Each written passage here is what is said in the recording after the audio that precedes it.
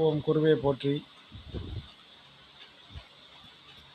அதாவது கனவில் ஒருவருடைய கனவில் வெள்ளம் போகிறது மாதிரி நீங்கள் கண்டீரானால் உங்களுடைய பொருள் களவு போகலாம், அல்லது நீங்கள் விரயம், உங்களுடைய பணங்கள், செல்வங்கள், பொருட்கள் விரயமாகலாம், அல்லது வண்டி வாகனங்கள் விரயமாகலாம், இல்லைனா விற்பீர்கள், விற்பனை செய்வீர்கள்.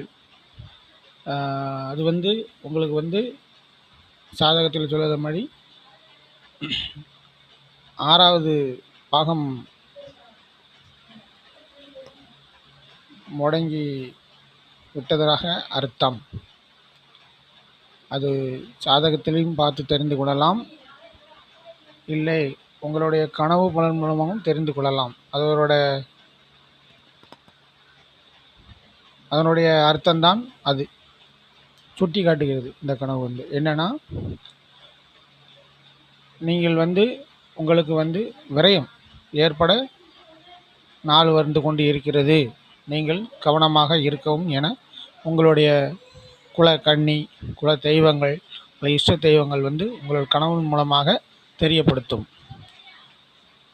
அல்லது உங்களுடைய தாய் அல்லது தந்தையார் அல்லது உடன் பிறந்தவங்கள் உயிர் பலி ஆகுத மாதிரி கனவு கண்டால், அதாவது விபத்து நடந்து, விபத்துன்னு சொல்வதை விட மரணத்தை தழுவத மாதிரி கனவு கண்டால்,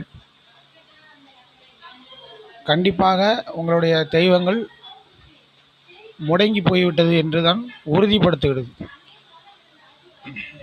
என்பதை நீங்கள் அறிஞ்சுக்கிடணும். மேலும் அந்தந்த குலதெய்வங்கள் சாமி ஆடக்கூடிய அன்பர்கள் என்னென்னா, அந்த ஒவ்வொரு குலத்திலையும் ஒவ்வொரு சாமி ஆடுவாங்க. உங்களுடைய குலதெய்வத்தில் முன்னோடியாக இருப்பாங்க. அவங்க சில தாந்திரிக முறைகளை சரியான முறையில் அந்த கோயிலுக்கு செய்யணும். எப்படின்னா, இப்போ கொடை திருவிழா நடக்கும்போது அது எந்த டைம் கொடுக்கணும், எப்போ கொடுக்கணும், எந்த பொருள் கொடுக்கணும்னு முன்னோர்கள் கொடுத்த மாதிரியே கொடுத்து கொண்டு வரணும். நீங்கள் இப்போ உள்ள காலத்தில் மாதிரி கொடுத்தீங்கன்னா கண்டிப்பாக அதுவும் சிறு சிறு ஒரு முடக்கத்துக்கு வழிவகுத்து விடும். நம்மளுடைய சேனலை ஷேர் பண்ணுங்கள், சப்ஸ்கிரைப் பண்ணுங்கள். உங்களுடைய கருத்துக்களை